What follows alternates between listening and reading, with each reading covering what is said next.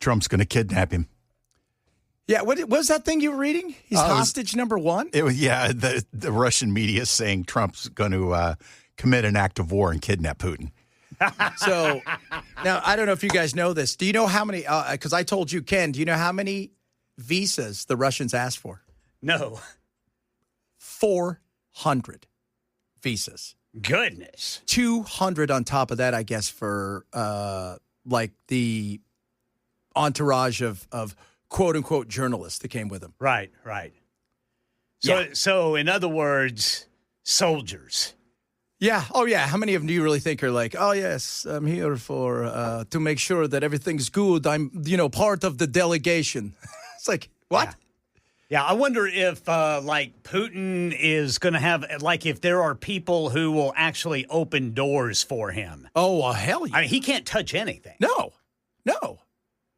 I was like, they got to shake hands, right? I bet you they have tasters, too. Oh, 100%. 100% they've got tasters. How could you not? Yeah. You look and you see all these dictators, and they don't vote in, really. In some cases they do, but you're never leaving. But it's always a sham vote. Right. And everybody around you is potentially your replacement. Yeah. And your murderer. Exactly. That's a hard no. Yeah. Yeah, man. I mean, what a life. It's a horrible life. Yes, it is. I mean, it's like... Well, that's why Trump is having to have all these people killed that are his opponents.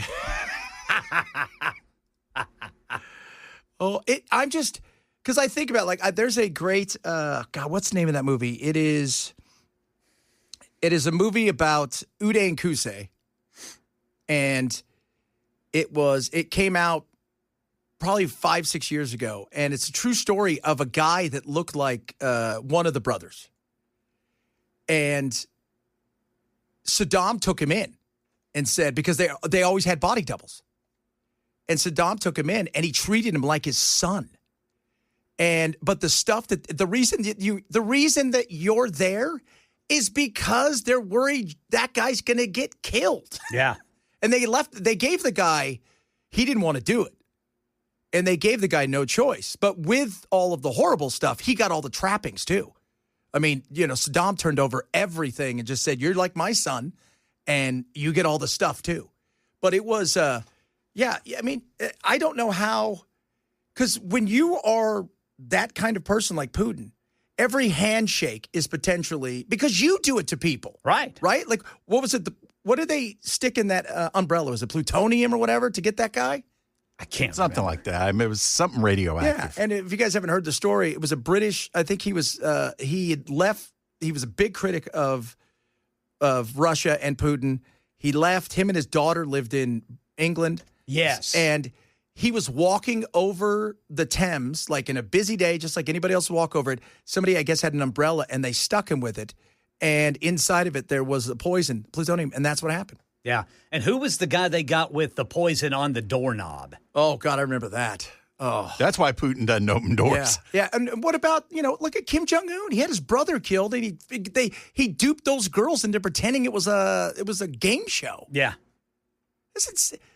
No. Well, how many families how many family members has he executed inside the country? Remember, was it his uncle who he tied to the cannon? Oh. Yeah, he is not a good dude. Wasn't it a 50 cal? Yeah.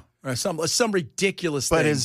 his uncle or his brother he had murdered outside the country. Yeah, that was the one where he did he was in, I think he was in Japan, and he got these girls to pretend like they were on a game show, and they had this stuff that was on this like napkins or something, and they put it around his face, joking with him, and it was like cyanide. And he ended up dying. Wow. That's a no, thank you. That's movie stuff. Yeah, that's movie stuff. But it's real. Yeah. And everybody that, we talk about the Clintons. The Clintons are amateur compared to these guys. I mean, and last year, the year before last, when Putin killed his biggest opponent in jail. Oh, yeah, I forgot his He died name. of appendicitis or whatever baloney they came up with. I think he died of the same thing Epstein did. Yeah. Yeah, super. Yeah, that poor man. Yeah. That was a brave man. I mean, we sit Who, here- Epstein? No, dude. That guy that stood up to him. Alexei something. Navalny? Yes. Yes, Alexei Navalny. And they killed him. And I mean, you can go back and even look at stuff like what they did to Khashoggi, for God's sakes. Oh, yes. Which, by the way, when you find out what they really did, it's the thing of horror movies. Like embalming him while he's alive. And I mean, it's the worst thing. Don't mess with people like that. They keep their positions being hard men. You don't see too many of this, like, man, that dictator, he's pretty sweet, though, right? Like, the people love him. He's being cheered. He gives everybody days off. And I mean, no, you are a hard man because every day could be your last. Yep. So, we're going to talk a little bit about this. I mean, again, and it's not that I don't think, Trump is trying to temper people down, because when I was talking about it on my other show today, people are like, no, you're not getting, he's playing like 8G, chess and stuff. I said, no, he's come out and said, look, my goal out of this meeting is to get those two in the same room, which I think would be fascinating. Having those two guys in the same room, everybody's wearing gloves. I mean, how could you? And to get to the point where they're going to actually talk about I think Trump would, the best thing today would be get out of there with a ceasefire. Yeah. But I don't know. Well, and what he's calling it, like I think yesterday the term was setting the table. Yes. So in other words, we're not dinner's not ready yet. We're just setting the table. We're setting the tables and going from there. But as I was explaining to Chris, is in their Constitution, you have to do a full referendum before they could cede land. And there's all this stuff in there about, and it's not like an overnight thing. He's got to take it to the people. He's got to pitch it to the people. And the people don't want to give up the land, but they want the war to stop. So, at some point, again, it's not your land. It's not. They've taken it from you, and you can't get it back. Well, and, to your point, too, about that land that's been taken, I mean, how are those people going to vote? I mean, that there's just a bullet waiting for them. Yeah, well, of course. I mean, we could already tell how they're going to vote. They're going to vote, yes, they want to be annexed. Yeah. That's a given. Yeah. And they don't want to be, but what other choice are they going to have? I mean, some of them did. They'll go to the ballot and they'll say, do you want this land annexed? And it'll just be one box to check that says yes. That was the other thing I was reading about, like the polls over there. And the polls are like 70% of people want the war to end.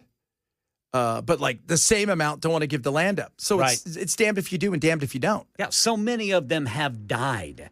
Yeah. I mean, this morning I was watching some news coverage of it on NBC. They were at a funeral for soldiers, and the relatives of these soldiers, they are not about giving anything up. No.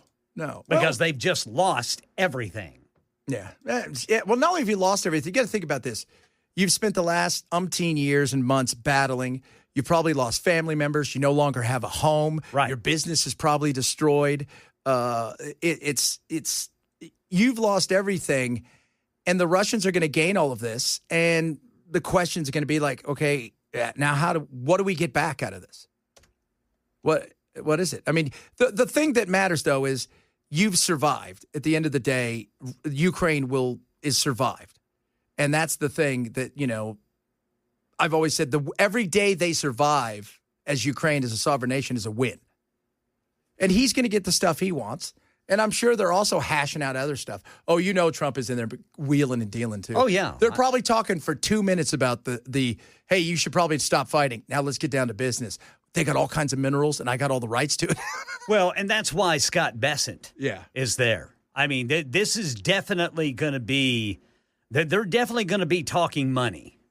Yeah. And what I mean by that is, possibly sanctions, but mineral deals and, things like that to try to persuade Putin, okay, all right, I'll stop killing them for a little while. So I was going over today how sanctioned they are. Like North Korea has like 3,000 sanctions. Iran has like 5,000 sanctions. Syria has about the same. Yeah. 20+ thousand sanctions on Russia. And they're still going. Think about that.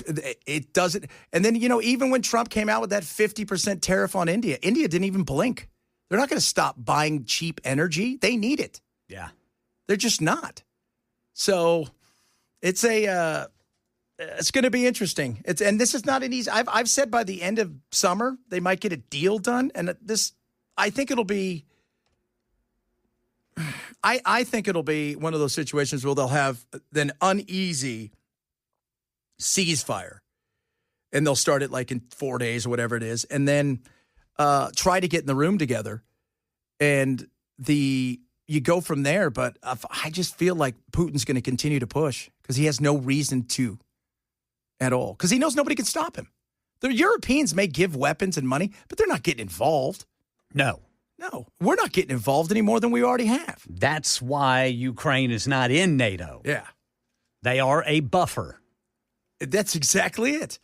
Everybody was fine with them being a buffer. They didn't want to be a buffer without protection because they gave up their protection. So you're stuck literally between a rock and a hard place, or Russia and Poland.